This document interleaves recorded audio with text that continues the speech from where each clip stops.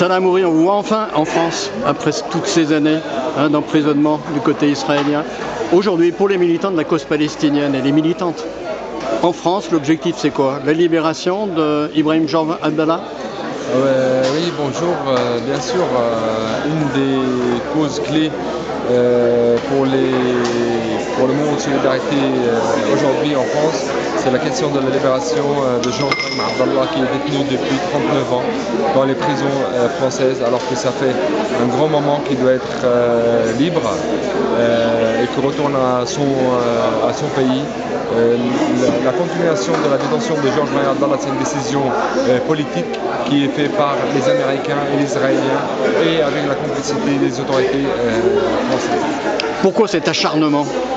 C'est la continuité des pressions et la continuité de vouloir laisser Georges en prison parce que la France n'a pas une décision, il n'y a pas une souveraineté de décision pour la France quand on parle de l'état d'occupation.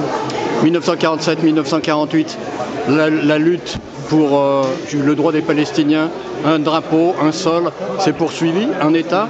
Et aujourd'hui, on en est où et pour aller où? Alors aujourd'hui, après 75 ans de la Nakba, on voit bien que les jeunes n'ont pas oublié. La résistance palestinienne, elle continue. Surtout après la guerre de 2021, on a bien vu la résistance palestinienne réunie, une fois depuis longtemps. Je pense que la continuation de la résistance palestinienne, c'est la seule réponse, que c'est notre droit de résister jusqu'à qu'on obtient notre liberté. Mais alors, si cet aboutissement a lieu, ce qu'on espère pour vous, est-ce qu'on ne va pas finalement vers un État en lambeaux?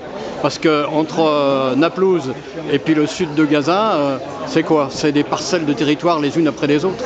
Oui, c'était le but de l'occupation, de finir avec le peuple palestinien, c'est de couper la Palestine en petits morceaux et peu à peu faire oublier le peuple palestinien.